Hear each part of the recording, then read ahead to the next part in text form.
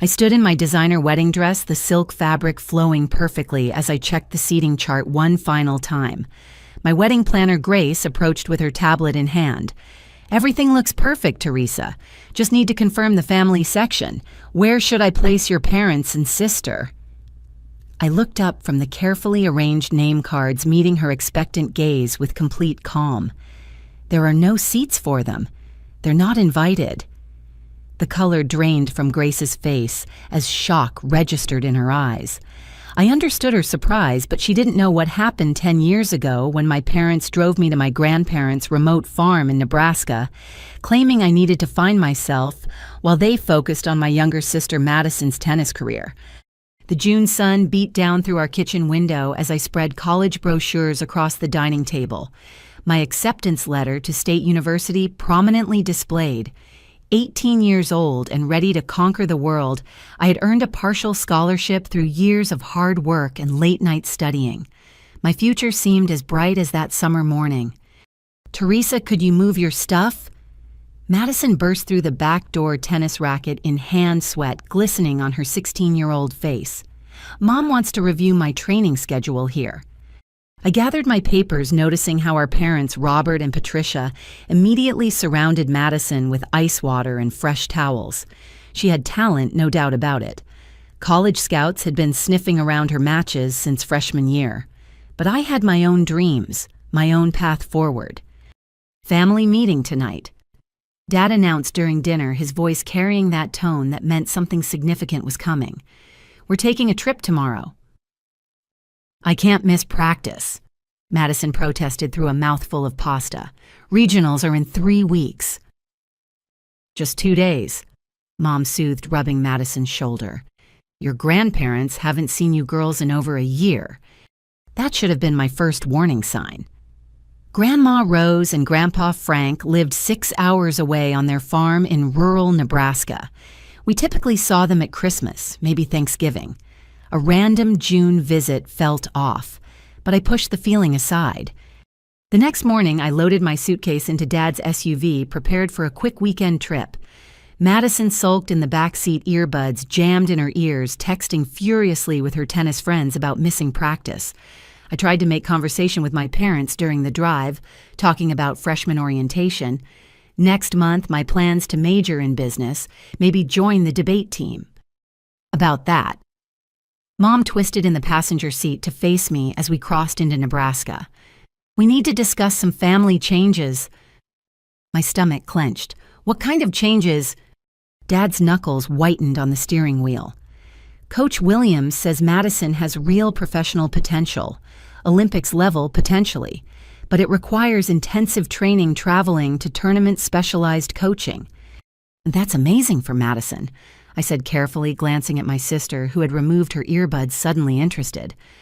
"The thing is," Mom continued, her voice taking on that fake, cheerful quality she used when delivering bad news, "this opportunity requires significant financial investment, sacrifice from the whole family." "What kind of sacrifice?" The words came out smaller than intended. "Your college fund," Dad said bluntly, eyes fixed on the road.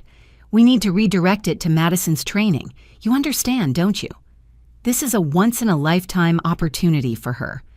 The car felt suddenly airless. "My college fund. But I start in August. I have orientation in 3 weeks." "We've arranged for you to take a gap year," Mom said quickly. "You'll stay with Grandma and Grandpa help them with the farm. They're getting older, could really use the extra hands. It's just temporary, sweetheart. Just until we get Madison established." "You're joking." I looked between them, waiting for someone to laugh, to admit this was some terrible prank. "You're actually joking, right?" Madison leaned forward. "Teresa, don't be selfish. This is my future we're talking about." "What about my future?" My voice cracked. "I worked for 4 years to get into state. I have a scholarship." "A partial scholarship," Dad corrected, "which won't cover living expenses, books, fees. Madison's opportunity is fully funded if we can provide the initial investment." The rest of the drive passed in suffocating silence. I stared out the window, watching cornfields blur past, trying to process what was happening. They couldn't be serious. They wouldn't actually leave me at the farm while they poured everything into Madison's maybe career. Grandma Rose and Grandpa Frank's farm appeared like a mirage in the afternoon heat. The white farmhouse needed paint, the red barn leaned slightly to the left, and the acres of crops stretched endlessly under the Nebraska sky. It looked exactly as I remembered from childhood visits, frozen in time. My babies! Grandma Rose hurried down the porch steps, her gray hair pinned back, arms outstretched. She pulled Madison and me into lavender-scented hugs, while Grandpa Frank shook hands with Dad, his weathered face creasing into a smile. "Wasn't expecting you folks," Grandpa said, eyeing the amount of luggage Dad was pulling from the SUV. "Everything all right?" "Everything's wonderful," Mom gushed. "Actually, we have a favor to ask." Over iced tea and cookies, my parents spun their web. Madison's incredible opportunity, the family pulling together, how I had volunteered to help on the farm for a few months while they focused on getting Madison's career launched. They made it sound noble, like I was making a heroic sacrifice instead of being discarded. Grandma Rose kept shooting me concerned looks. "Teresa, honey, what about your college plans?" Gap year. I mumbled the cookies, turning to ash in my mouth. That night, I found my mother packing my clothes into the dresser in the guest room. My entire wardrobe, I realized, with growing horror. "Mom, this is crazy. You can't just leave me here." She paused, holding one of my sundresses. "It's not forever, Teresa. Just until things stabilize. Your grandparents need help, and this way you're contributing to Madison's future, to our family's future.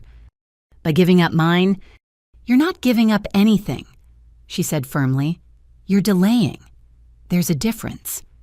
Successful people understand that sometimes individual desires must give way to collective needs. When you say collective needs, you mean Madison's needs. Mom's face hardened. "Your sister has a gift. You have potential. There's a difference."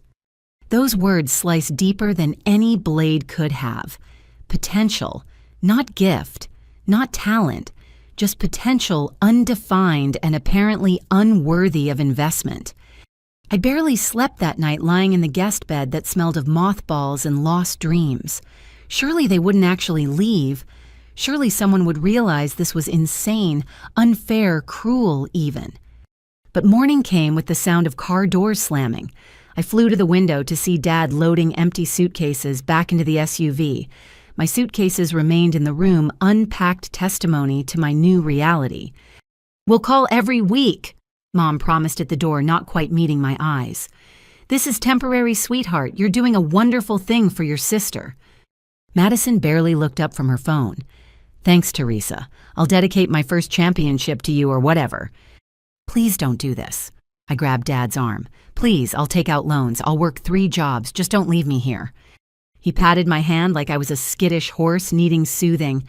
"The decision's been made. Your grandparents are expecting your help. Don't let them down." They drove away as the morning mist clung to the fields. I stood on that porch in my pajamas, watching the dust settle behind their departure, feeling something fundamental break inside my chest. They had brought me here under false pretenses, stolen my future, and abandoned me like excess baggage. Grandpa Frank's hand settled on my shoulder, heavy and warm. "Come on, honey. Breakfast is getting cold." But I couldn't move.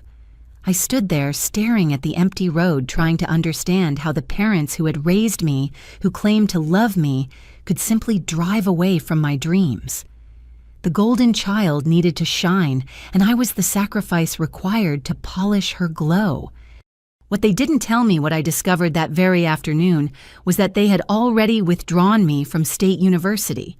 The paperwork had been filed weeks ago, my dorm assignment released, my future erased with the stroke of a pen and lies disguised as family loyalty. 4 a.m. came like a slap to the face. Grandpa Frank's gentle knock on my door might as well have been a sledgehammer for how it shattered my sleep. "Time to get up, honey. Cows don't milk themselves." I stumbled out of bed, my body protesting every movement. 3 days since my parents had abandoned me, and I was still waiting to wake up from this nightmare. My hands soft from years of nothing harder than holding pencils and typing on keyboards, fumbled with the work clothes Grandma Rose had laid out for me. The Nebraska morning air bit at my exposed skin as I followed Grandpa Frank to the barn. 50 dairy cows stood in their stalls, udders heavy with milk, their breath creating small clouds in the cool air. The smell hit me first, a mixture of hay manure and something earthier that seemed to seep into my pores. Ever milked a cow before? Grandpa asked, though we both knew the answer. No. My voice sounded small in the vast barn. He showed me the process, his gnarled hands moving with practiced efficiency. When my turn came, the cow shifted restlessly, sensing my inexperience. The first squeeze produced nothing but an irritated moo from the cow and a sharp pain in my forearms. Gentle but firm, Grandpa coached, like you're shaking hands with an old friend. By the 10th cow, blisters had formed on my palms. By the 20th, those blisters had burst, leaving raw, weeping wounds. I gritted my teeth and kept working, refusing to complain. Pride was all I had left, and I wouldn't let them take that too. Breakfast came after the milking when the sun was finally painting the horizon orange and pink. Grandma Rose had prepared a feast worthy of farmhands, which I supposed I now was. Eggs from their chickens, bacon from their pig's bread she had baked yesterday. My stomach churned with more than hunger. "I'll teach you to collect eggs this afternoon," Grandma said, her voice carefully neutral as she watched me struggle to hold my fork with my damaged hands. Gentler work than milking. But I noticed the tremor in her own hands as she poured coffee, the way she braced herself against the counter when she thought no one was looking. The Parkinson's was progressing, though she tried to hide it behind her warm smile and busy movements. After breakfast came fence repair with Grandpa. The summer sun climbed higher, turning the fields into a furnace. Sweat poured down my back as I held posts, while he hammered my destroyed hands, screaming with each grip. His knees, I noticed, buckled occasionally, and he had to stop frequently to rest, though he passed it off as checking our work. "Your father never took to farming," he said during one of these breaks, mopping his brow with a handkerchief. "Always had his eyes on the city, on bigger things. Apparently I'm not worth big things either." I muttered, then immediately felt guilty for the self-pity. Grandpa studied me with eyes that had seen decades of seasons change. "Worth isn't determined by others, Teresa. It's something you build yourself day by day, choice by choice." That evening, after a day that felt like a week, I finally got a moment to charge my phone. 17 missed calls from friends, dozens of texts asking why I hadn't shown up to graduation parties, whether I was ready for orientation. I stared at the screen, unable to form responses that wouldn't sound insane. "Sorry, can't make it. I've been abandoned on a farm so my sister can play tennis," seemed too pathetic to type. Instead, I called home. Mom answered on the 4th ring, slightly breathless. "Teresa, how's everything going?" "How's everything going?" I repeated, incredulous. "You left me here. You withdrew me from college without telling me. How do you think it's going?" "Don't be dramatic, sweetheart. It's a gap year. Lots of students take them. You're gaining valuable life experience." In the background, I heard the distinctive pock-pock of tennis balls being hit. "Is that Madison practicing?"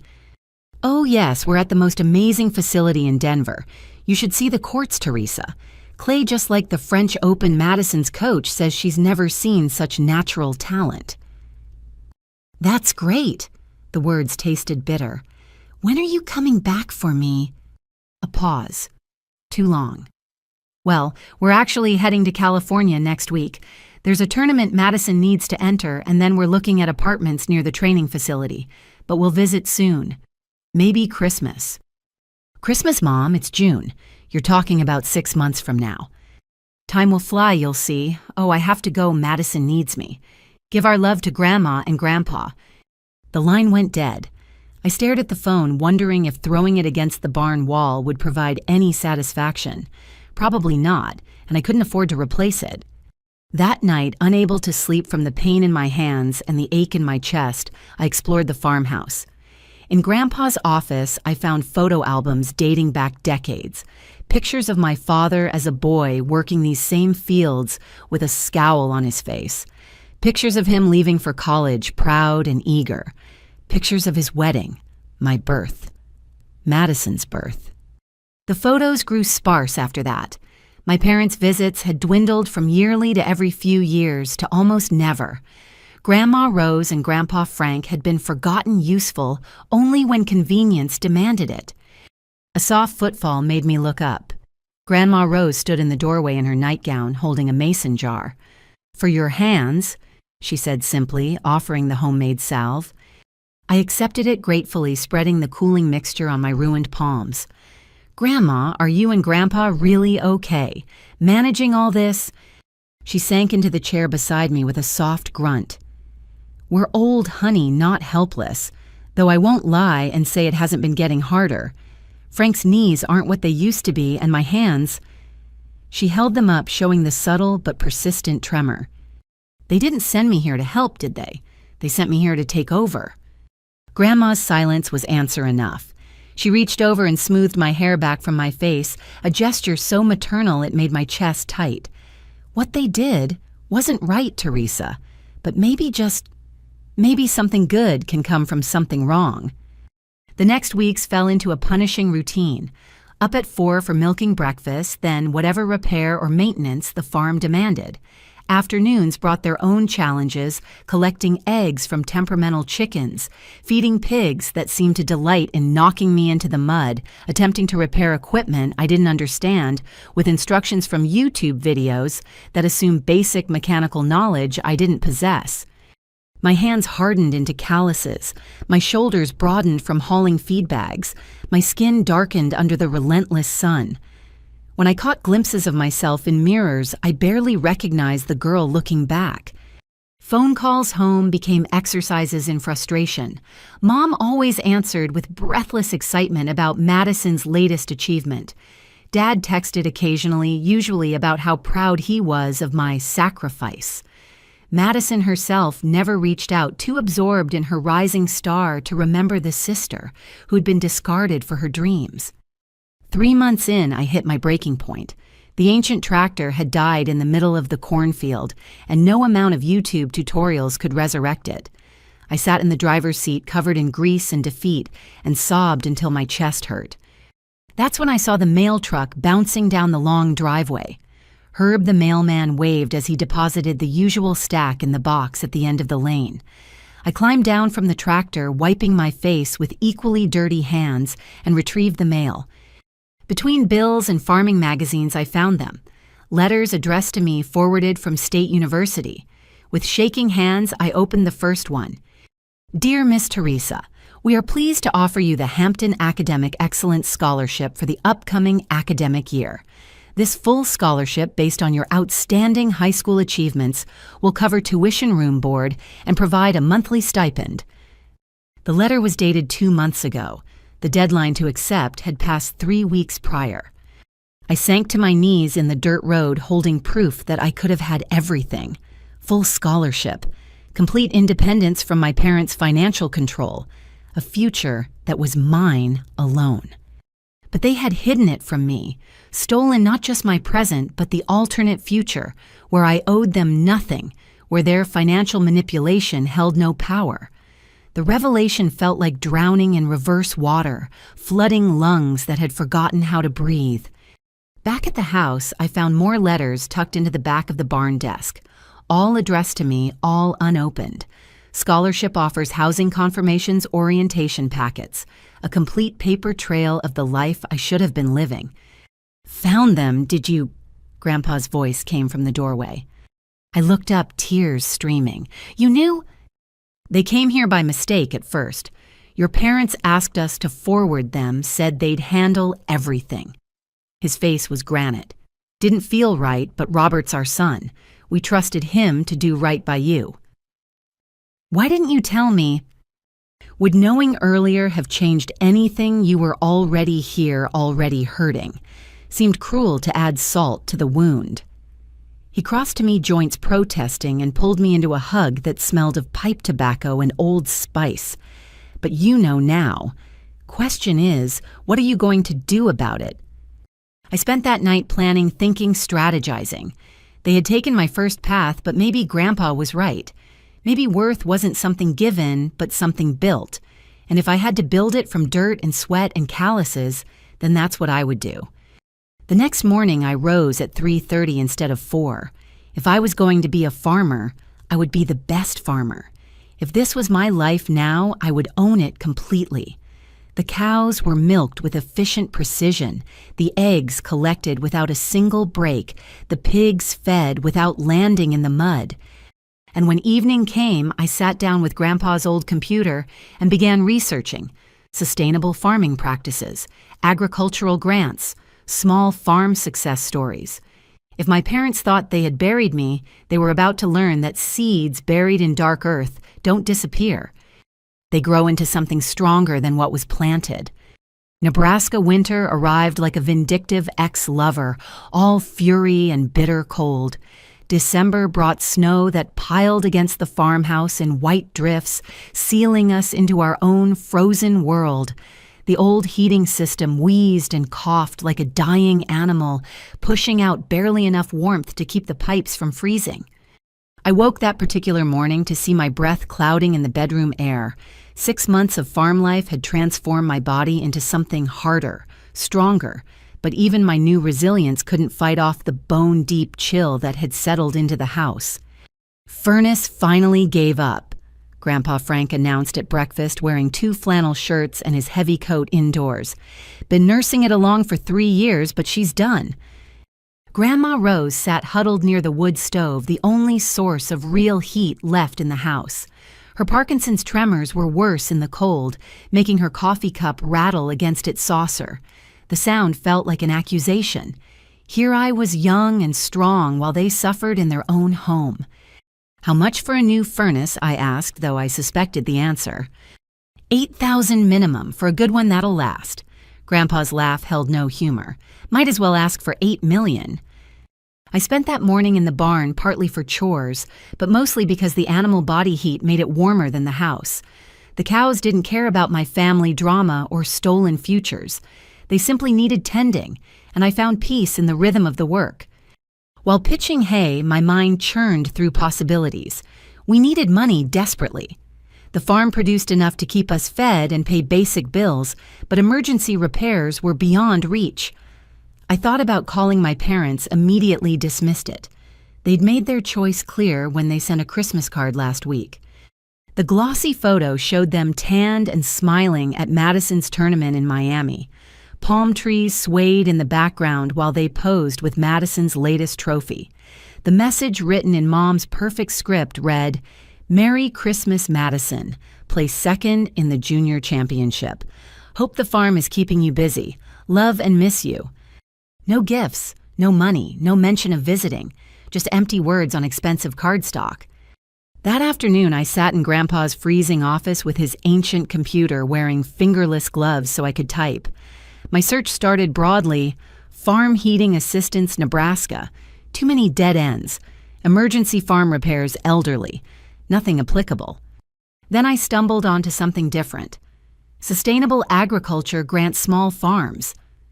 The search results made me sit up straighter, my breath fogging in the cold air. The USDA's beginning Farmer and Rancher Development Program, grants ranging from $10,000 to $50,000 for farmers who had been operating less than 10 years. Special consideration for sustainable practices and innovative approaches. I read through the requirements carefully. The applicant had to be the primary operator of the farm, had to present a business plan for sustainable improvements, had to demonstrate potential for growth and community impact. My heart hammered as I downloaded the application.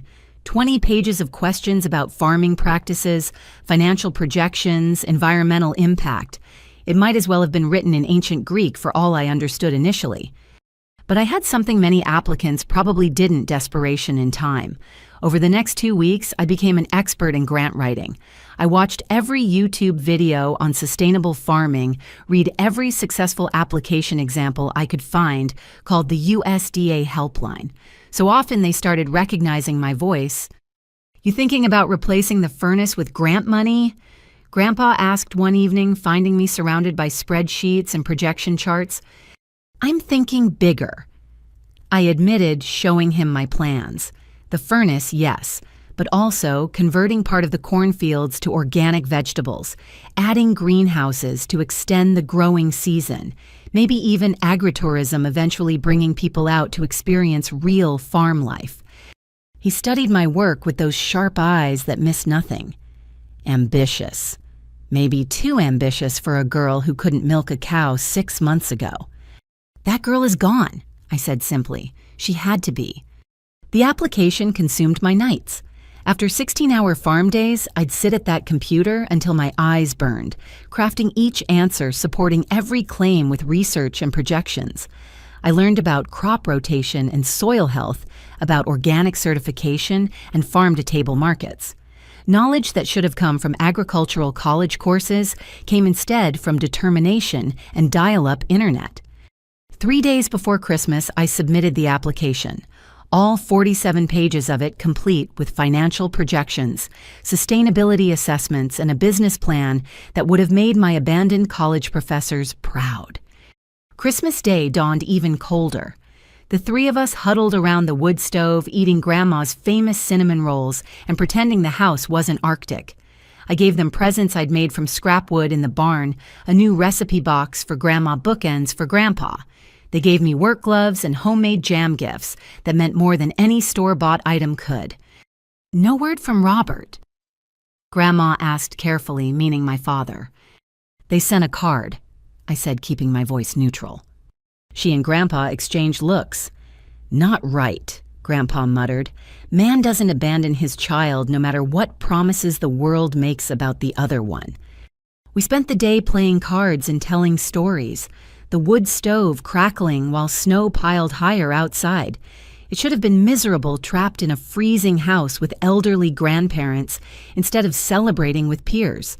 But somewhere between Grandma's third story about Dad's childhood antics and Grandpa teaching me to play poker, I realized something.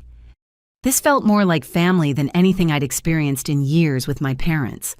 No performance anxiety, no competition for attention, no subtle reminders that I was second best. Just acceptance, warmth beyond what any furnace could provide, and the quiet recognition that I belonged here. 2 weeks later, January arrived with a blizzard that knocked out power lines. We survived on the generator and wood stove melting snow for water when the pipes froze. I learned to keep the animals alive in brutal, cold-breaking ice on water troughs, every few hours hauling extra feed through waist-deep snow. You've become a real farmer, Grandpa said one morning, watching me handle crisis after crisis without panic. Had a good teacher, I replied, meaning it. The letter came on a deceptively sunny January afternoon. I almost missed it among the bills and catalogs, but the USDA logo caught my eye. With shaking hands, I opened it in the barn, unable to wait until I reached the house. Congratulations, Miss Teresa. The Beginning Farmer and Rancher Development Program is pleased to award you a grant of $50,000 for your innovative, sustainable farming proposal. I read it 3 times before it sank in. $50,000, not just for a furnace, but for transformation, for possibility, for a future I could build with my own calloused hands. I ran to the house letter, clutch-tight boots sliding on ice. Grandma, Grandpa! I burst through the door to find them bundled on the couch, sharing a quilt. What's wrong? Grandma started to rise, alarmed by my excitement. Nothing's wrong. Everything's right. I thrust the letter at them. We got it $50,000. We can fix the furnace and convert to sustainable farming and maybe even fix the barn roof. They read it together, Grandpa's reading glasses perched on his nose. The silence stretched until I started to worry they didn't understand. This is real, Grandpa finally asked. Real as winter, I confirmed. Grandma Rose started crying, tears tracking down her weathered cheeks. Oh, honey, oh, Teresa, you did this. We did this, I corrected. I just wrote what we've been living. But then Grandpa pointed to a section I'd glossed over in my excitement. Says here the grant recipient must be the primary operator and owner of the farm. That's not you, honey. The farm's in our names. My stomach dropped. Of course. Another door slamming shut, another opportunity stolen by technicalities. Unless, Grandma Rose looked at Grandpa Frank with something fierce in her eyes. Unless we make it right. Rose, Grandpa started. No, Frank. We've watched our son abandon his daughter. We've stayed quiet while they stole her future, but not anymore. She turned to me, tremors forgotten in her determination. We'll sign over half the farm to you, today if possible. I can't accept that, I protested. It's your home, your life's work. And you're the only one who cares about preserving it, Grandpa said quietly. Robert sure doesn't. Hasn't asked about the farm once in 5 years, except to hint about selling it when we're gone. You've earned this, Grandma added. 6 months of work worth more than 30 years of Robert's empty promises. The farm should go to someone who loves it. But what if they find out? What if Dad? What if Grandpa's voice turned steel. Complains that we gave you what he threw away, let him try. The next week passed in a blur of lawyers and paperwork. Grandma and Grandpa insisted on making it official, transferring 50% ownership immediately with the remainder to pass to me upon their deaths. The land value assessment came back at $480,000, meaning I suddenly owned property worth nearly $250,000. It's not about the money, Grandpa said as we signed the final papers. It's about roots. You've grown them here deep and strong. The land knows its own. That night, I called my parents to share the news about the grant, carefully omitting the ownership change. Mom sounded distracted noise of a party in the background. 50,000, that's wonderful, honey. Though not quite as exciting as Madison's news. She just signed with a major sports agency. They're talking about endorsement deals. That's great, Mom. The words came automatically, now empty of either joy or resentment. We might even be able to visit this summer. Would you like that? Looking around the kitchen where Grandma was teaching me to bake bread, where Grandpa was sketching greenhouse plans, where I'd found more family than I'd ever known, I realized something. Sure, Mom, if you can find the time. But I knew they wouldn't. They were as gone as that soft-handed girl who'd arrived here 6 months ago. In her place stood a farm owner, a grant recipient, a woman who'd learned to build worth from soil and sweat. The furnace repair team arrived the next week. As warmth flooded back into the house, Grandma Rose hugged me tight. You saved us, she whispered. You saved me first, I whispered back. And in that warm kitchen with plans spread across the table and hope thawing our frozen spirits, I understood what Grandpa meant. Worth wasn't given or stolen. It was grown, tended, harvested. And I was just getting started with the planting season. Spring arrived like a promise, kept melting Nebraska's frozen earth into rich, workable soil. With $50,000 and a head full of dreams, I stood in the middle of what would become my empire, though I didn't know it yet. The grant money sat in a new farm account, each dollar carrying the weight of possibility. We start small. I told Jake Morrison, the veterinarian's son I'd hired to help with the expansion. He was 25, fresh from agricultural college, with calloused hands and innovative ideas. Organic vegetables first, test plots to see what grows best. Tomatoes, he suggested, unrolling the plans across the truck tailgate.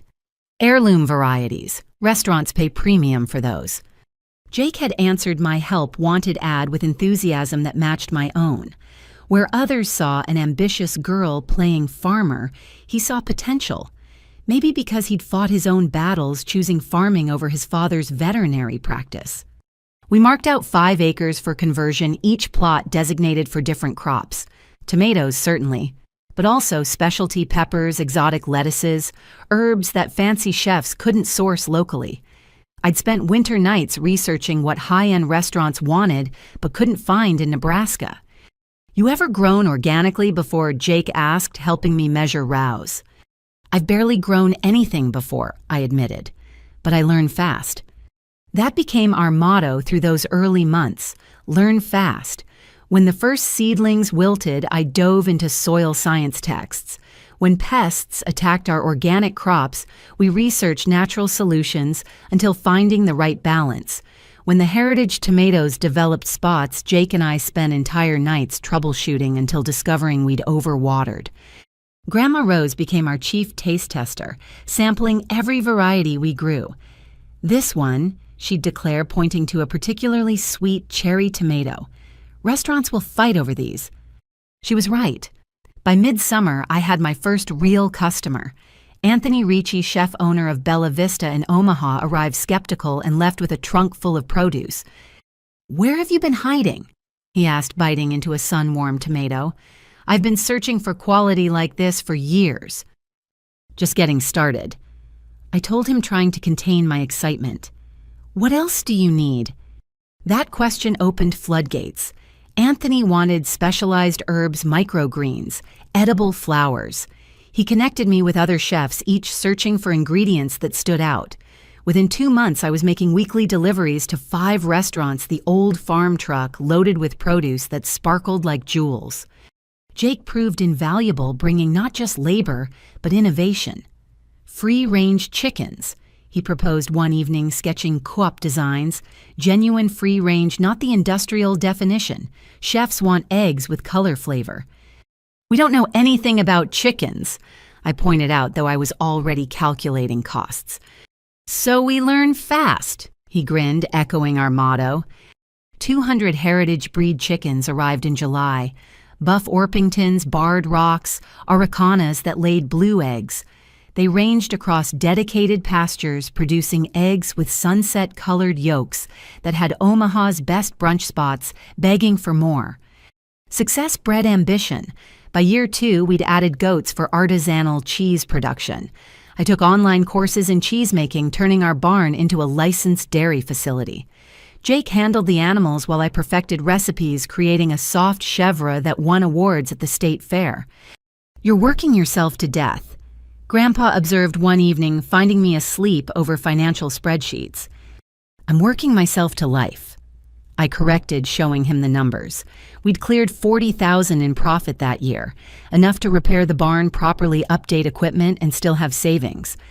Year 3 brought the greenhouse complex 4,000 square feet of controlled environment that extended our growing season year-round. Microgreens in winter, early tomatoes in spring, continuous herbs that kept restaurants supplied regardless of weather. Jake and I worked 18-hour days, our partnership evolving beyond business. Somewhere between arguing over crop rotation and celebrating successful harvests, we'd become friends. Then more than friends, though neither of us acknowledged it at first. "You know, everyone thinks we're dating," he mentioned one day, installing irrigation lines. "Everyone's wrong," I said automatically, then caught his expression. "Aren't they?" He set down his tools, studying me with those green eyes that had seen me at my worst and still showed up every day. "Do you want them to be?" The question hung between us like morning mist. I thought about the wall I'd built around my heart after my family's betrayal, the promise to never depend on anyone again. But Jake had never asked me to depend on him. He'd simply stood beside me, matching my work ethic with his own sharing dreams without trying to overshadow mine. "Maybe not," I admitted. Our first kiss tasted like tomato leaves and possibility standing in the greenhouse surrounded by the empire we'd built together. By year 4, Heartland Harvest had become a recognized brand. We supplied 15 restaurants across Nebraska and Iowa, our products synonymous with quality. I hired local teenagers for summer work, teaching them what I'd learned through trial and error. The farm buzzed with activity from dawn to dusk, a far cry from the failing operation I'd inherited. "National Geographic wants to do a feature," Jake announced one morning, waving his phone. "Sustainable farming in the heartland. They want to interview you." "Us," I corrected. "They want to interview us." But the spotlight found me anyway. A young woman who'd transformed a dying farm into a thriving business made better copy than a partnership story. The article, when it published, called me the Millennial Farmer Revolutionary and featured a photo of me among the heirloom tomatoes, dirt under my nails, and success in my smile. My parents, of course, suddenly remembered I existed. "Teresa, darling." Mom's voice bubbled through the phone, fake enthusiasm coating every word. We saw the article. How wonderful, we always knew you'd find your calling. Did you? I kept my voice neutral, professional. The girl who'd begged them not to leave was gone, replaced by a CEO too busy for emotional manipulation. Of course, why, just the other day I was telling someone about our daughter, the entrepreneur. Madison's so proud of her big sister. Madison, I'd learned through social media, had blown out her shoulder completely 2 years ago. The tennis career they'd sacrificed my future for had ended before it truly began. But I felt no satisfaction in that knowledge, only a distant sadness for dreams built on unstable foundations. I'm glad everyone's well, I said simply. I need to go, delivery day. Oh well, perhaps we could visit soon, see what you've built. Perhaps, I agreed, knowing we both understood that meant never. Year 5 brought the biggest change yet. Harold Chen, a sustainable food distributor from Chicago, arrived for what I thought was a routine sales meeting. Instead, he offered to buy Heartland Harvest for $2 million. I want the brand, he explained over dinner at Bella Vista, where Anthony served us using our own produce. Your reputation, your methods, your products. But mostly I want you to run it, expand nationally. Jake squeezed my hand under the table's silent support for whatever I decided. I thought about the broken girl who'd arrived at the farm with 2 suitcases and shattered dreams. Thought about every blister, every 16-hour day, every small victory that had built this moment. I'll consider one condition, I said finally. I maintain majority ownership, 51% minimum. This stays my company. Harold smiled. I hoped you'd say that. Founders who won't let go completely are the ones worth investing in. The negotiation took weeks. Lawyers, accountants, advisors I'd never imagined needing. But eventually we struck a deal. Harold would buy 45% for $1.8 million, providing capital for national expansion, while I maintained control. The day I deposited that check, I stood in the same spot where I'd once fallen to my knees in the dirt road, crying over stolen opportunities. Now I owned that road, that dirt, and a future I'd carved from catastrophe. You've done something remarkable, Grandpa Frank said that evening as we watched sunset paint the fields gold. I had remarkable teachers, I replied. But I knew the truth was simpler and harder. I'd done what was necessary then, what was possible, then what everyone said was impossible.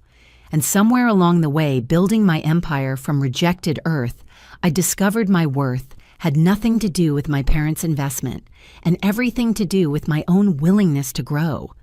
Jake found me later in the greenhouse watering seedlings in the quiet evening. So what now, farmer, revolutionary?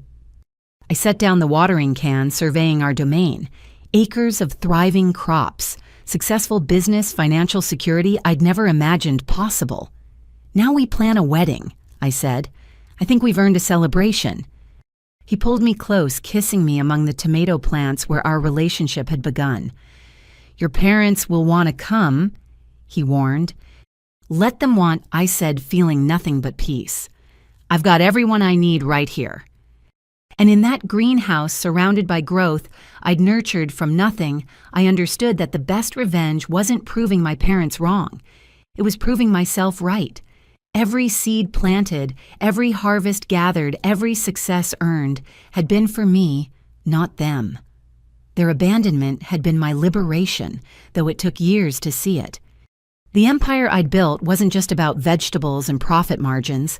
It was about choosing to bloom where I'd been carelessly planted, about finding family in unexpected soil, about discovering that worth comes from within and grows outward like the deepest roots. As stars emerged over Nebraska fields, I knew my story was far from over. But this chapter, the one where an abandoned girl became an accomplished woman, was complete. The rest would be written in soil and love, success, and shared dreams. And not a single word of it would require my parents' approval. 7 years. That's how long it had been since my parents had driven away from the farm, leaving me with 2 suitcases and a shattered future. 7 years since they'd chosen Madison's tennis dreams over my college education. 7 years of silence punctuated only by holiday cards and hollow phone calls. Now they were coming back. Madison injured herself. Mom had said during the call, her voice carefully modulated to inspire sympathy. Career ending, the doctors say. We thought some time away from the city might help her recovery.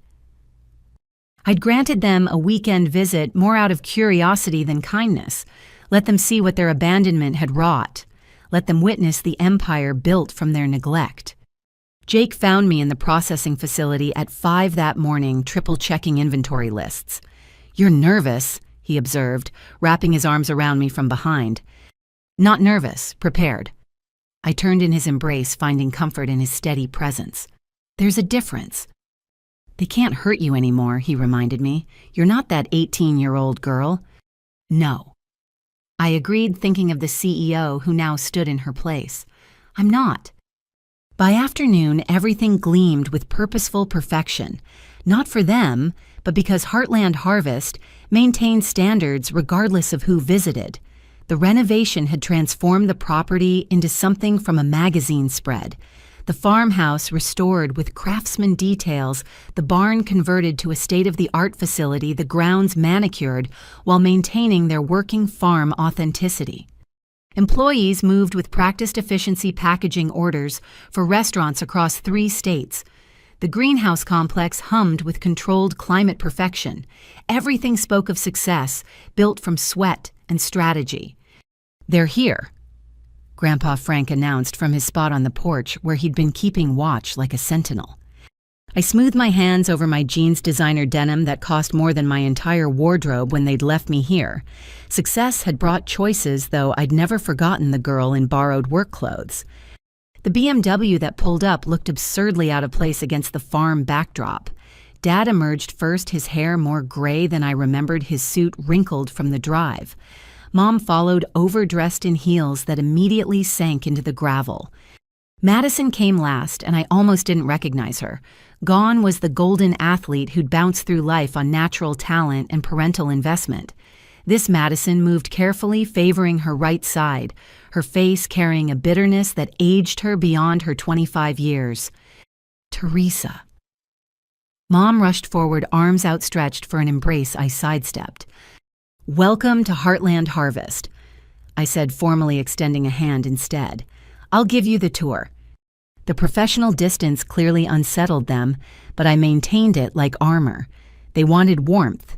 They should have provided it when I needed it. "This is extensive," Dad managed, taking in the visible operations. $12 million in revenue last year, I said conversationally, watching his eyes widen. "We're projecting $15 million this year with the new contracts." Madison hadn't spoken, her gaze fixed on the ground. I felt an unexpected pang of sympathy before remembering how she'd gloated about taking my college fund. "Shall we start with the greenhouses?" I suggested, leading them like any other visitors. The tour revealed everything and nothing.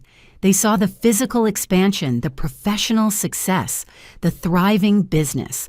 They didn't see the nights I'd cried myself to sleep, the blistered hands learning to work, the slow transformation from abandoned daughter to accomplished woman. 40 employees, I noted as we passed the packing station. All local, all paid above market rate with benefits. "Benefits," Mom echoed faintly. "Healthcare, retirement contributions, educational assistance. We believe in investing in people." The irony wasn't lost on any of us. Jake joined us at the dairy facility, his presence a reminder that I'd built more than just a business. "The restaurant orders are ready for tomorrow," he told me, then extended his hand to my family, Jake Morrison, operations director, and Teresa's fiancé.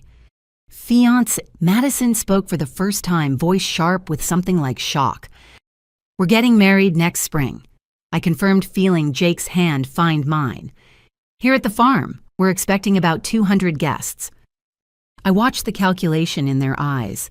Successful business, upcoming wedding, a life that had flourished without them.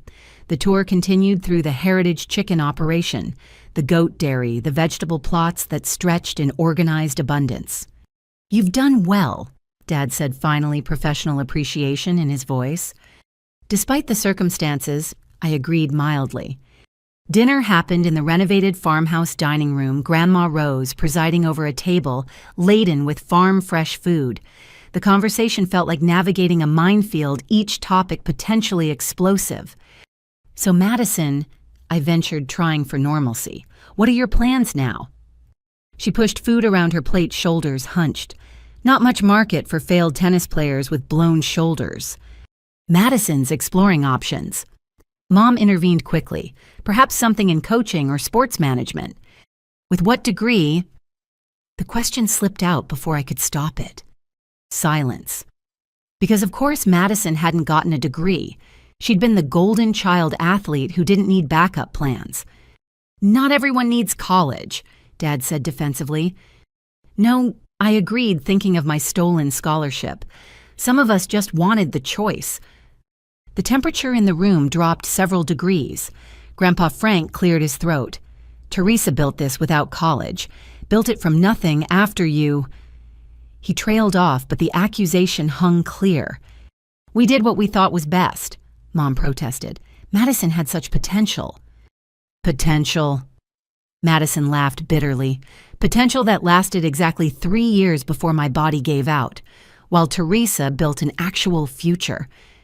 Don't," I warned, recognizing manipulation when I heard it. But she continued, tears flowing now. "I gave up everything for tennis. My education, my friendships, my sister. And for what? Nothing.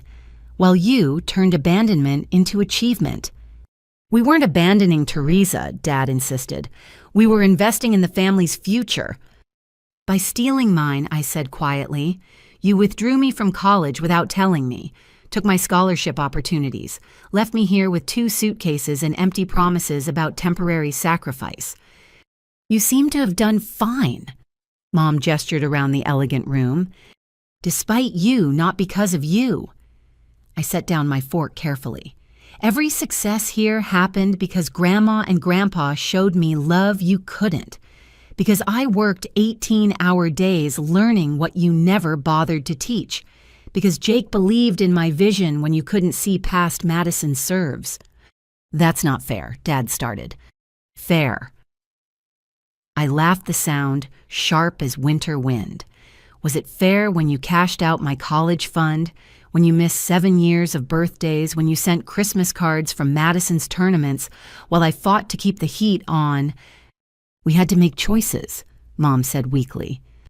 "Yes, you did. And you chose her." I looked at Madison, who seemed to shrink under the weight of truth. "Every single time you chose her? Well, I chose too. I chose to build something from the nothing you left me." The silence stretched until Jake spoke. "I think we should discuss why you're really here." Mom's face crumbled slightly. "We've had some financial difficulties." There it was, the real reason for this reunion. Not love, not regret, not even curiosity about my life.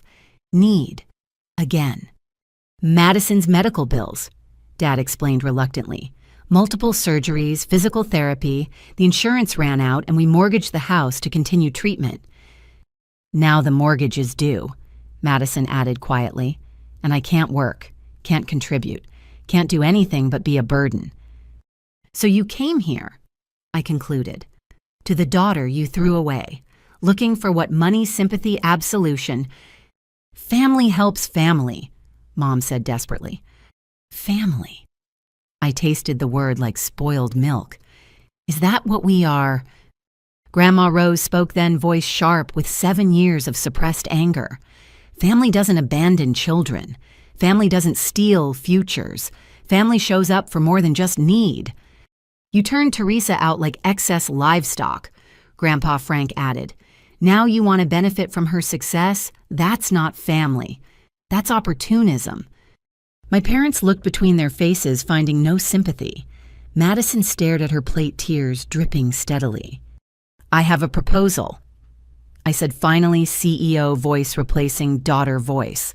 "Heartland Harvest will hire Madison for our educational program. She can teach tennis to local kids, limited physical activity, steady income. Housing included in the old foreman's cottage." "That's generous," Jake murmured, but I wasn't finished. In exchange, you sign a document acknowledging the theft of my college fund and agreeing to no further financial claims on me or my business." "Theft is a strong word," Dad protested. "Accurate word." I pulled out my phone showing saved screenshots.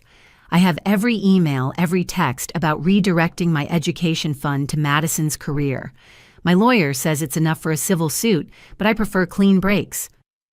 The table went silent except for Madison's sniffles. She looked at me, then really looked, and I saw recognition dawn.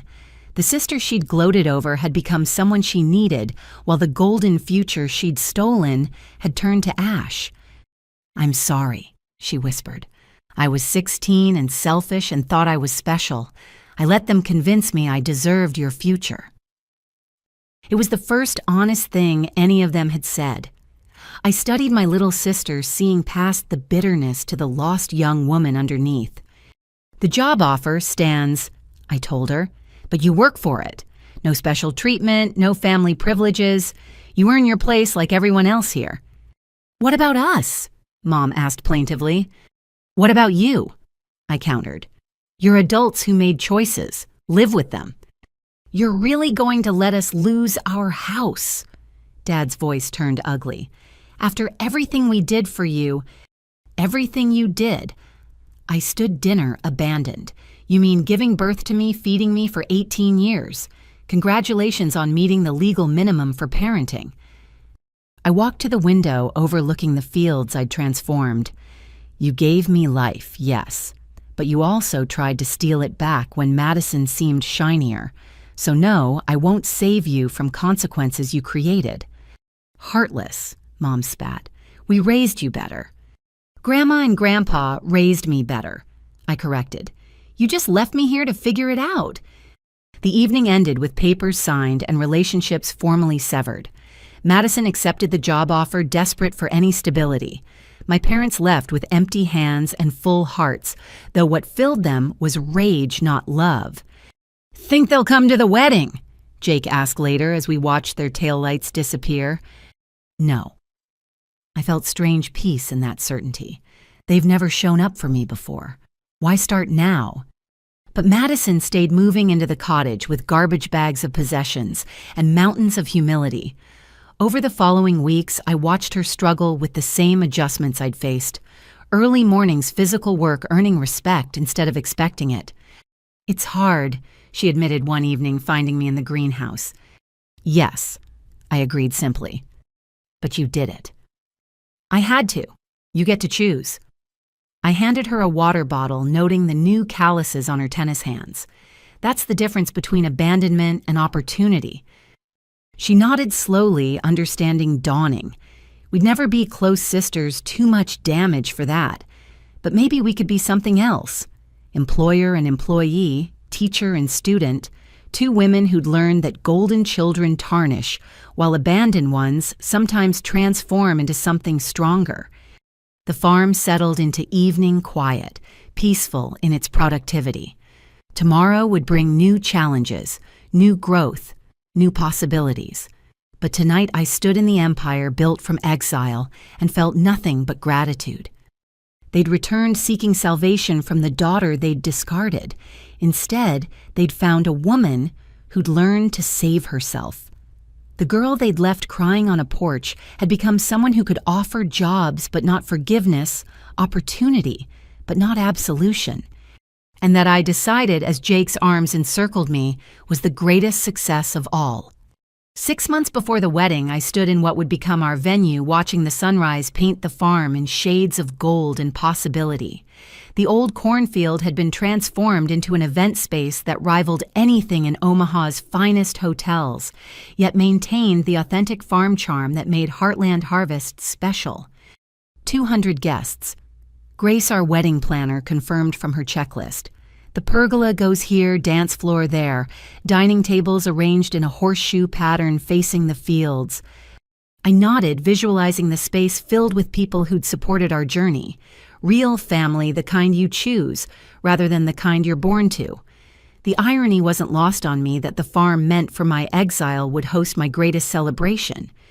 Jake joined us coffee in hand, his presence steadying as always. Catering finalized. Anthony's handling it personally, I confirmed. Bella Vista's chef, our first customer, had insisted on creating the menu as his gift. Farm to table featuring our products exclusively. Grace made notes with efficient precision. Now, about the family section. There isn't one, I said firmly. No special seating for blood relatives. Everyone sits according to their role in our lives, not their DNA. She paused, pen hovering. Your parents won't be attending. The words came easier now 6 months after their failed money grab. Madison still worked the education program teaching tennis to farm kids with surprising patience. But my parents had vanished back to their mortgaged life, too proud to accept jobs too broke to maintain pretense. They're still trying, Jake mentioned quietly, showing me his phone. Third vendor this week they've contacted.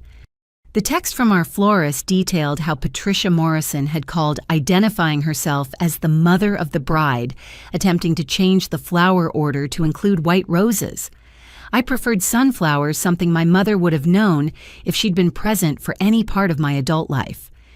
Block their numbers, I instructed. Send the approved vendor list again, no changes without written confirmation from Jake or me. But they persisted with the determination of people who'd never been told no. The photographer received calls about including candid family moments. The band got requests for father-daughter dance songs. The cake decorator heard suggestions for a tennis-themed groom's cake, as if Madison's failed career should feature at my wedding. Getting desperate, Grandma Rose observed one evening, showing me Madison's latest Instagram. My sister had started a blog called From Court to Farm, documenting her rehabilitation journey. Today's post featured throwback photos, including one of us as children, captioned, "Supporting my amazing sister as she plans her dream wedding. So blessed to be part of her journey." The comments section revealed the truth. Hundreds of followers asking why Madison wasn't in the wedding party, why family photos seemed absent from wedding planning posts, why someone so successful seemed estranged from her roots. She's building a narrative. I recognize the strategy. Poor injured athlete reuniting with successful sister trying to heal family wounds. "What do you want to do?" Jake asked, ever practical. "Nothing." I closed the laptop. "Let her perform for strangers. It doesn't change reality." But the performance escalated. Madison started appearing at wedding vendor meetings, introducing herself as the bride's sister, offering to help with coordination. She'd smile sadly when asked about her role, implying I'd excluded her cruelly, while she'd only ever been supportive. The breaking point came when she contacted Grace directly. She offered to organize a surprise, Grace reported uncomfortably. "A family reunion at the rehearsal dinner. She claims you secretly want reconciliation but are too proud to arrange it." I set down my tea, carefully controlling the anger that flared. What exactly did she propose? Flying and extended family arranging speeches from your parents, a video montage of childhood memories. She even suggested a tennis demonstration to show how your success inspired her recovery. No. The word came out harder than intended. Absolutely not. If Madison contacts you again, refer her to our lawyer. But even that didn't stop them. My parents launched their own campaign, more insidious than Madison's public performance. They called relatives I hadn't spoken to in years, painting themselves as heartbroken parents, excluded by a vindictive daughter. Aunt Catherine, my father's sister, called one evening. "Teresa, honey, your mother's beside herself. She says you won't even discuss the wedding." "There's nothing to discuss," I replied, preparing vegetables for dinner. "They're not invited." "But they're your parents. Whatever happened, surely a wedding is time for forgiveness." "What do you think happened, Aunt Catherine?" Silence. Then uncomfortably, "Well, they mentioned some disagreement about college funding." "They stole my college fund," I said clearly. "Abandoned me on this farm to work as unpaid labor while they chased Madison's tennis career. Missed 7 years of my life until I had money they wanted. They said it was more complicated." "It's not." I switched the phone to speaker, continuing dinner prep. "They made choices. Now I'm making mine. Anyone who can't respect that is welcome to skip the wedding. Word spread through the family grapevine. Some relatives, shocked by the truth, offered belated support. Others, poisoned by my parents' version, accused me of cruelty. I fielded calls with decreasing patience, each conversation reinforcing why I'd built a chosen family instead. "You're going to regret this," Uncle Harold warned my father's brother, who'd always enabled his selfishness. "Family is forever. Success is temporary." "Then where was family when I needed them?" I countered. "Where were you when an 18-year-old girl got dumped with nothing? Don't lecture me about forever when you couldn't manage 7 years. Jake found me in the greenhouse after that call, attacking weeds with unnecessary violence. They're getting to you. They're not invited to my life. Why should they get to affect it anyway?" He pulled me into his arms, soil and all. "Because you're human. Because despite everything, part of you wishes they were different." "I wish they were decent," I admitted against his chest. "But wishing doesn't make it true." The next escalation came through legal channels. A letter from my parents' lawyer suggesting mediation to resolve family disputes before the wedding. The thinly veiled threat implied they'd create a public scene if excluded. Our lawyer, Martin Chen, no relation to Harold, laughed when I showed him. "They have no grounds for anything. You're adults, the wedding's on private property. We can have security remove them if needed." "Do it," I decided. "Hire security. Give them photos. Anyone not on the guest list doesn't enter the property." But Madison tried one more approach, this time targeting Jake. She appeared at his veterinary clinic during lunch, tears already flowing. "I just want my sister back," she sobbed to the receptionist, loud enough for the full waiting room. "I know I made mistakes as a teenager, but Teresa won't forgive me, won't even let me attend her wedding." Jake emerged from an exam, taking in the performance. "Madison, this is my workplace." I didn't know where else to turn. She clutched his arm dramatically. "You love her. Can't you help her see that family deserves second chances?" "Teresa's given you a job and housing," he said evenly. "That's more than most would offer. But not forgiveness, not inclusion. I'm her only sister. By blood." Jake removed her grip gently but firmly. "Not by choice, there's a difference." She left, but not before several clients recorded the exchange.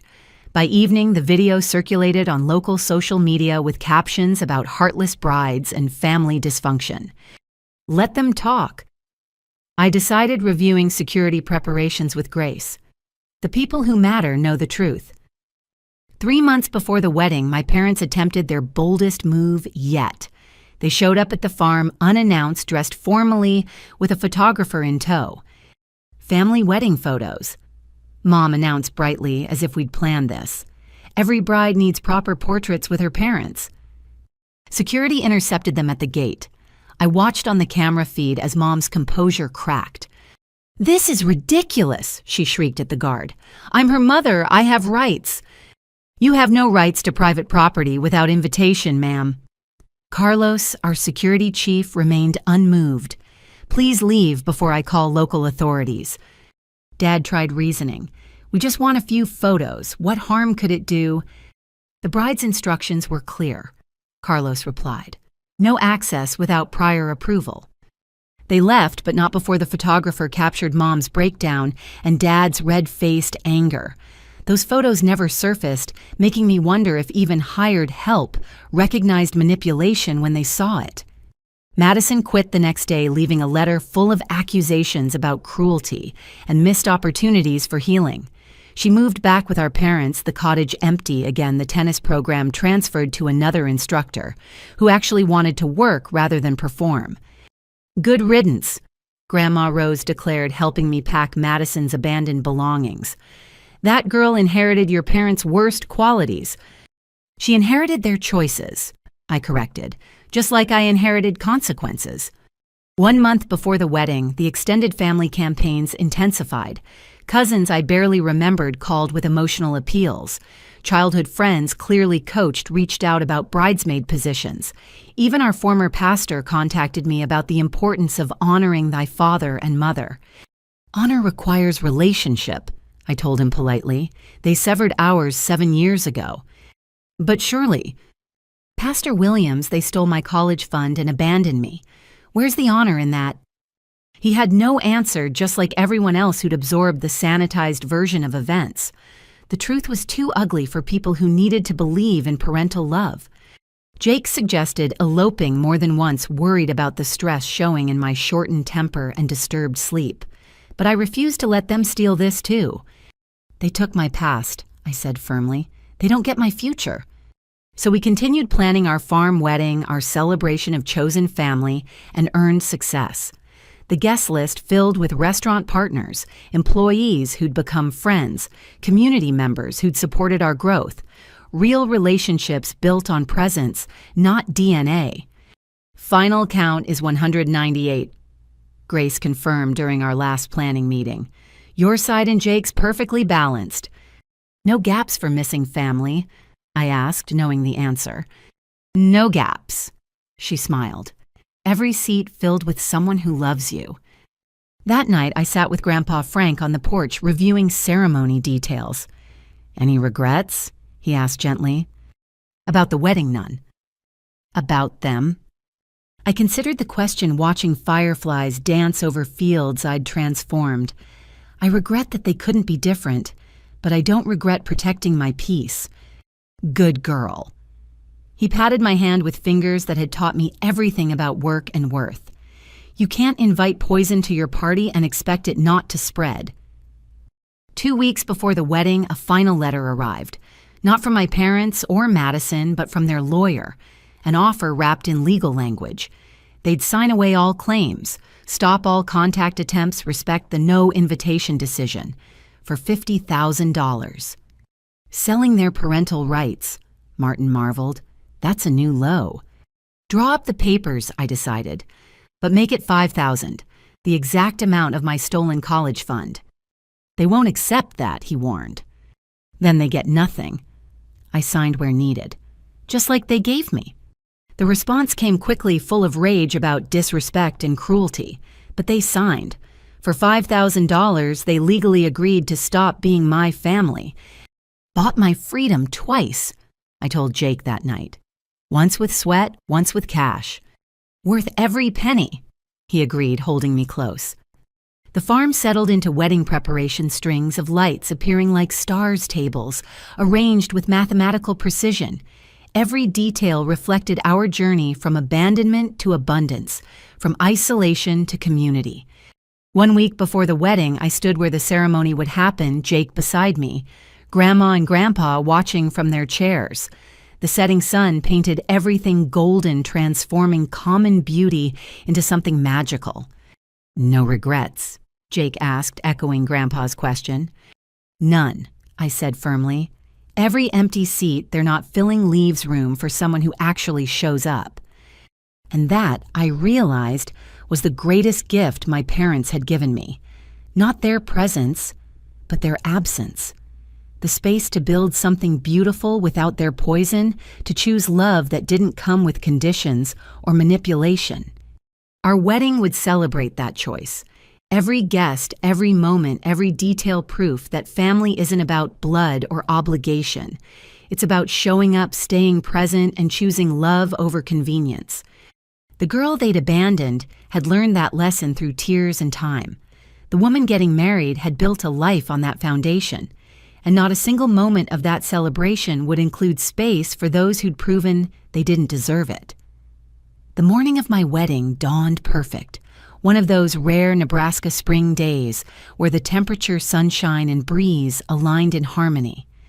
I woke in my childhood bedroom, transformed now with success, but still holding whispers of the girl who'd cried herself to sleep that first abandoned night. Rise and shine, beautiful bride. Grandma Rose bustled in with coffee and her famous cinnamon rolls, the same breakfast she'd made that terrible Christmas 7 years ago when the furnace died. Now the house hummed with perfect climate control and busy preparations. Sarah, my maid of honor and Heartland Harvest's CFO, poked her head in. Hair and makeup team's here. You ready for this? Been ready for years, I said truthfully. The morning flew in a blur of preparation. My dress, a designer creation that cost more than my parents had spent on Madison's first year of tennis, fit perfectly. Simple elegance rather than ostentatious display, much like the life I'd built. The hairstylist wove baby's breath through my updo flowers grown in our own greenhouse. "You look like a magazine cover." Jenna, one of my bridesmaids, and our marketing director snapped photos, farm elegance personified. Through the window, I watched the venue come alive. Staff positioned tables with military precision, each centerpiece, featuring sunflowers from our fields.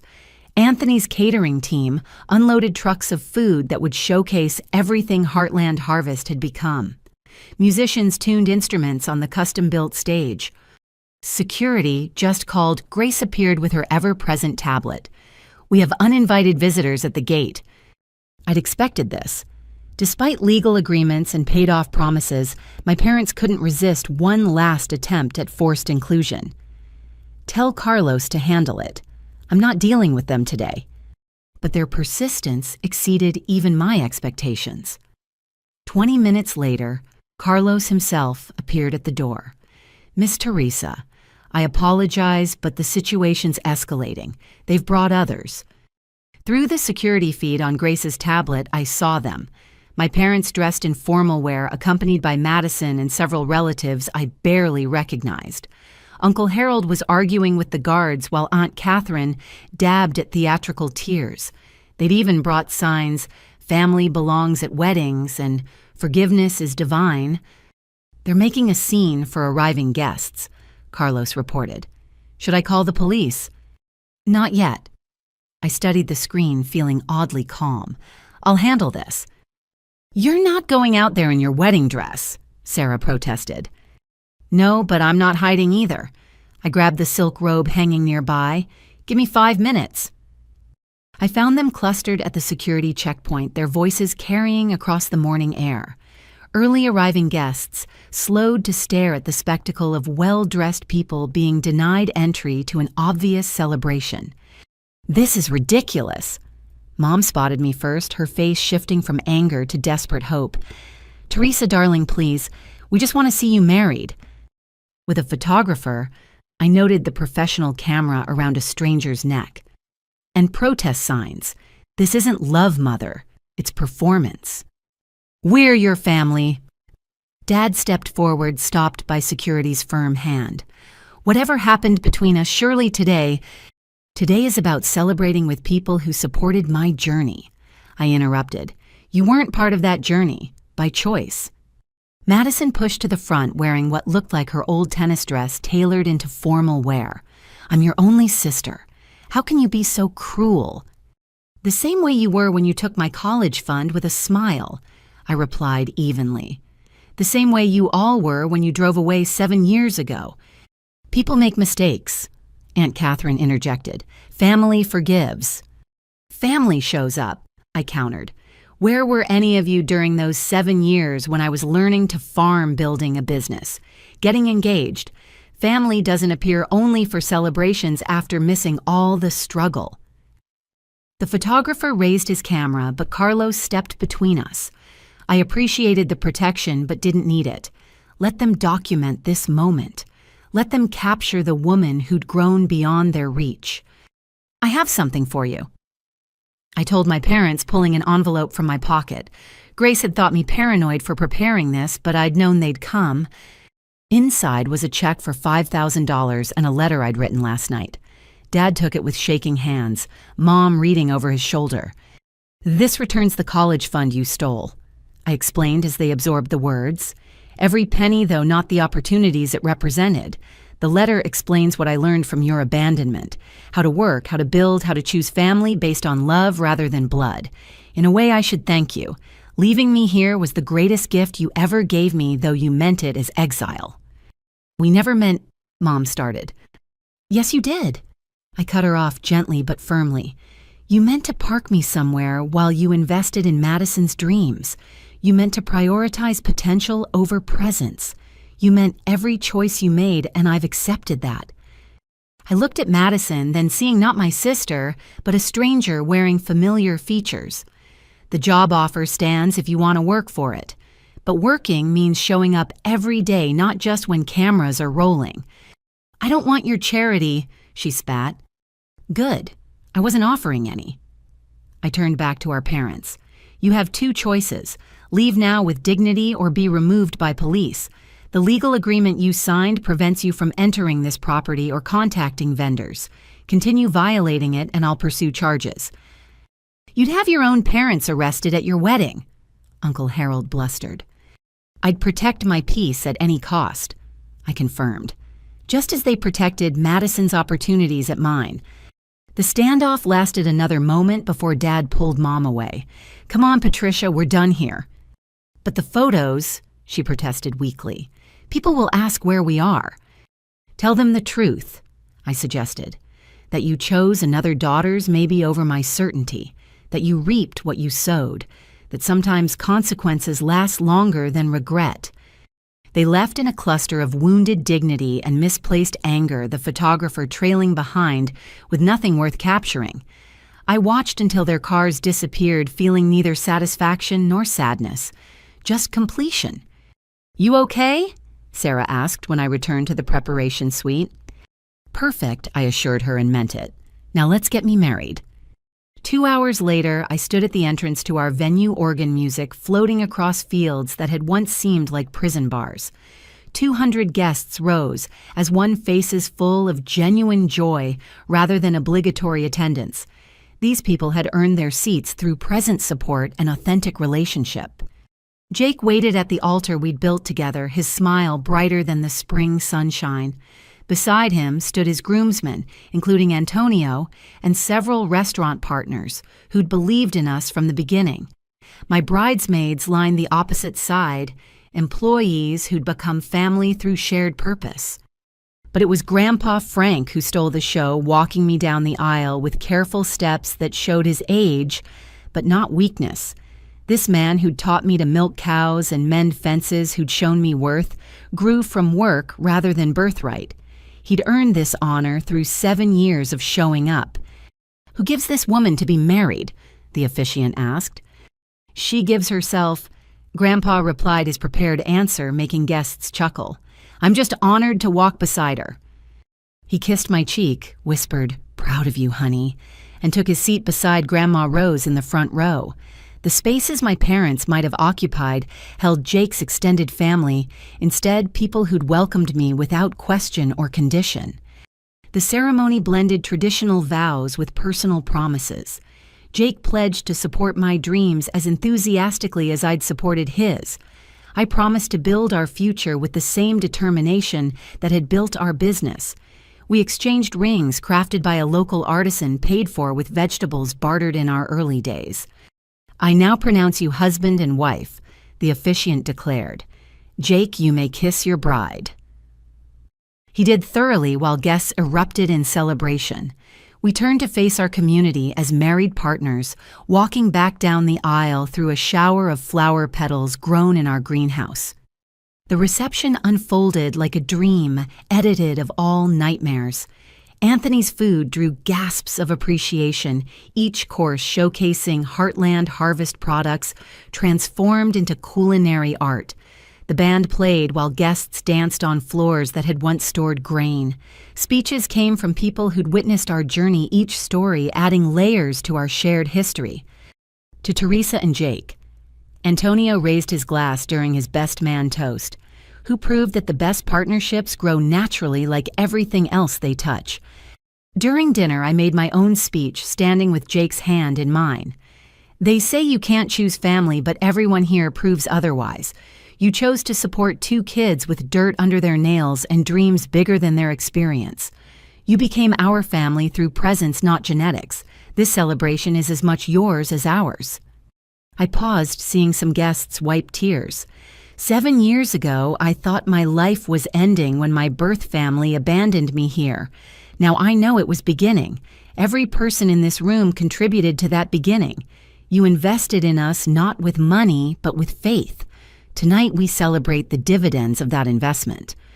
To chosen family, someone called out and the toast echoed across the reception. Dancing lasted past midnight, guests reluctant to end the magical evening. Jake and I circulated through every table, sharing moments with people who'd earned them. The photographer captured real joy rather than staged performance, each image reflecting authentic relationships. "No regrets?"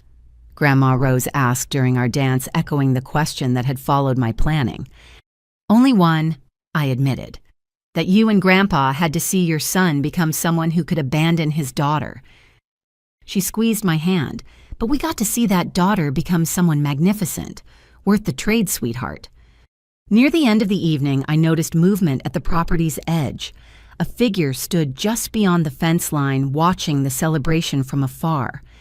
Madison, still in her modified tennis dress, alone in the darkness, while joy blazed within boundaries she couldn't cross.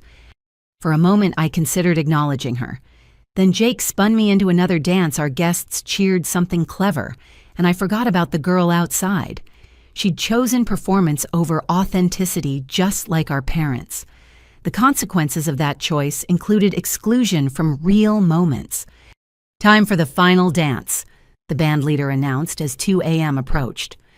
Jake and I took the floor alone, swaying to the song we'd chosen for its lyrics about building something from nothing. Around us, our guests formed a circle, their faces glowing with candlelight and affection. These people who'd shown up not just tonight, but through every challenge, every success, every ordinary day that built to this extraordinary one. The song ended, the evening concluded, but the relationships would continue. Tomorrow, next month, next year, these same people would be present for whatever came next. That was the difference between assigned family and chosen family. One you're stuck with, the other sticks with you. As guests departed with gift bags of farm fresh preserves and handwritten thank you notes, I stood with Jake in our emptying venue. The stars above seemed especially bright, blessing our beginning with celestial approval. "How does it feel, Mrs. Morrison?" Jake asked, pulling me close. "Like completion," I answered. "Like everything led to this." 3 months later, a package arrived at the farm. No return address, but I recognized Madison's handwriting. Inside were printed screenshots from social media, her attempted documentation of our wedding. Blurry, distant shots of the ceremony, angry posts about exclusion, bitter commentary about fake family and blood bonds. But also at the bottom, a single honest note. "You were right. I chose performance over presence. I see that now. Maybe someday I'll earn a seat at your table. Not as your sister, but as someone who shows up." I filed the note away, neither hope nor cynicism attached. People could change, but change required more than words. It demanded presence, consistency, proof through days and years, rather than dramatic moments. "Think she means it?" Jake asked, reading over my shoulder. "Doesn't matter what she means," I decided. What matters is what she does. Life continued its rhythm. The farm thrived, our marriage deepened. Grandma and Grandpa aged gracefully in the home that love had preserved. Sometimes I thought about the girl whose college dreams died in a dusty driveway. I hoped she knew that everything stolen had been replaced with something better. Not replaced exactly, transformed. Like soil that seems barren until the right seed finds it. Like potential that requires abandonment to discover its true shape. Like love that grows stronger for being chosen rather than assigned. Our wedding had celebrated all of that.